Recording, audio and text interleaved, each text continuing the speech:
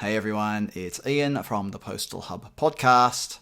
And Marek from Last Mile Experts. And we are the Last Mile Prophets, and we're going to turn our attention back to the UK and the Royal Mail, because Marek, you posted something which could have been quite innocuous on LinkedIn, and there was a pile on. Everybody seems to have an opinion on what is, I'm going to put it broadly as saying, going wrong with Royal Mail. Please don't abuse me, Royal Mail people. I'm not saying there's things going wrong, but there are things happening there which, how should we put this, impacting on Royal Mail's ability to be competitive in the parcels market. How about that, Marek, for a way of saying it? Well, actually, I'll add one thing.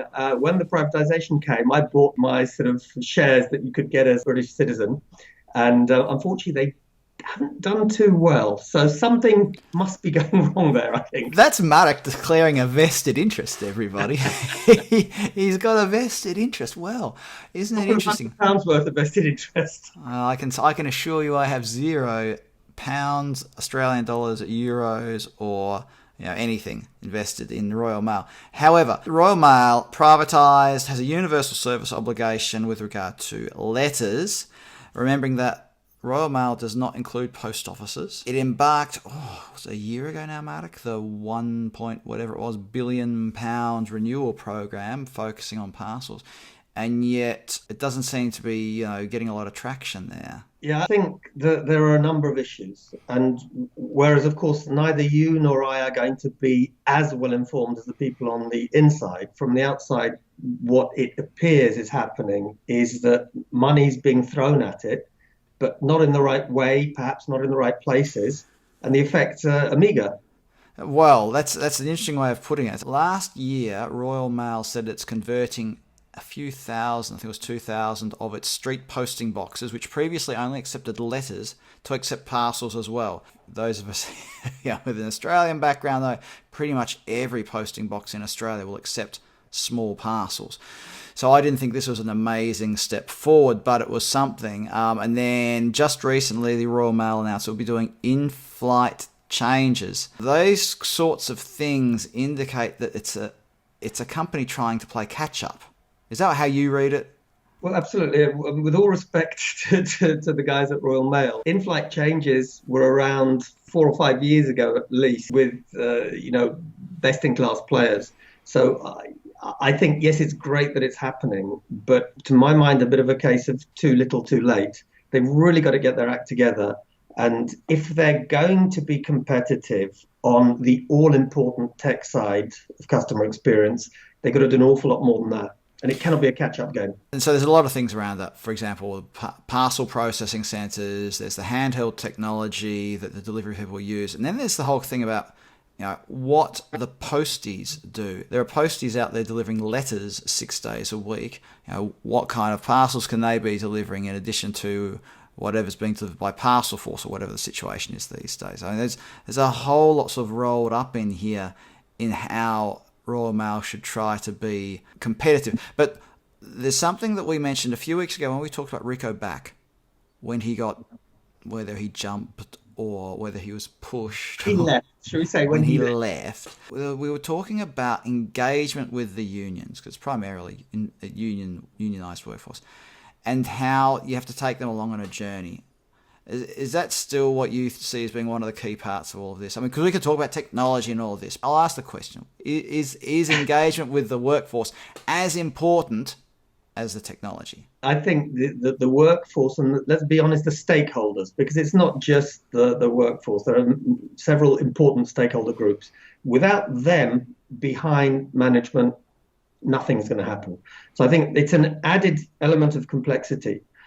But my feeling is that if there is a clear, smart strategy, honest and very candid, shall we say, discussions of the issues and how we're going to get from A to B, there's no reason why we can't, or why Royal Mail can't get people on side. I can't remember if I mentioned it during our Rico Back videocast, but when I was doing one of my restructuring exercises, the company was in a really bad way. It was losing 50 cents in the dollar.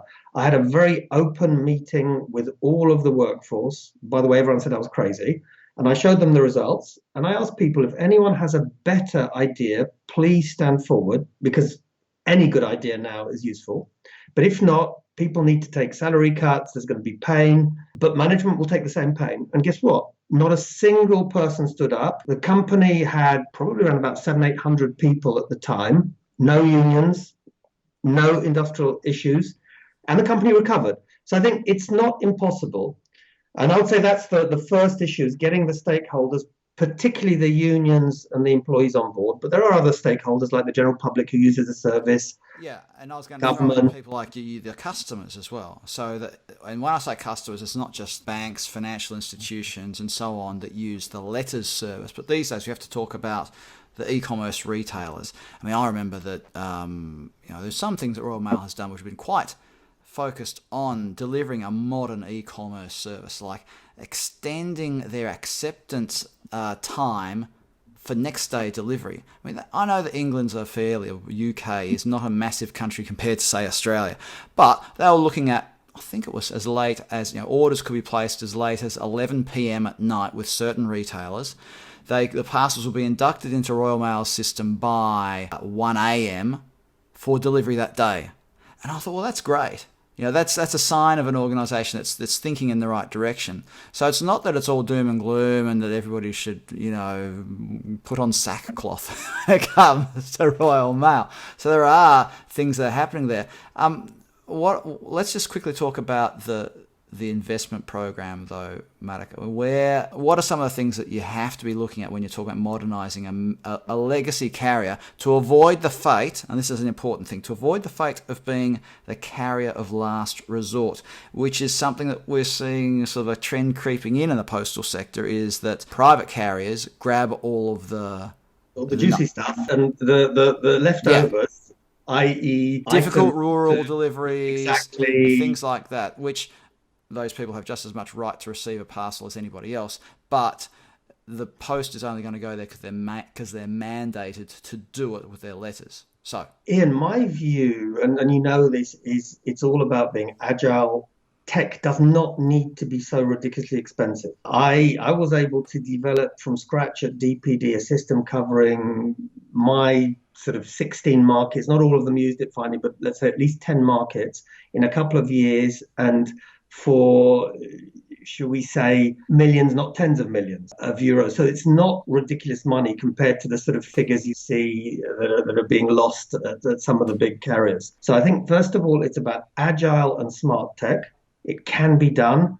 And it's, I think, a question of thinking rather than money. It's about saying, we need to do it. This is how we're going to do it. We're going to pull all the stops out. We're going to make it happen. I think that's one thing. The second thing, a much better understanding of out of home, which is a huge advantage for any postal organization. And despite the fact that a lot of the network is owned by a separate company, the post office, as opposed more could be done there because of the way that their failed first-time deliveries are handled at the moment, the way that you could integrate better with that post office network. Bearing in mind, it's a very diverse post office network. You've got some post offices are in with pubs, convenience stores, news agencies, the village store and things like that. So, but still, it can be done. And there's just one more thing, because I know we're almost out of time, Mark. We're really close to finishing up, is that the universal service obligation will always become part of this conversation.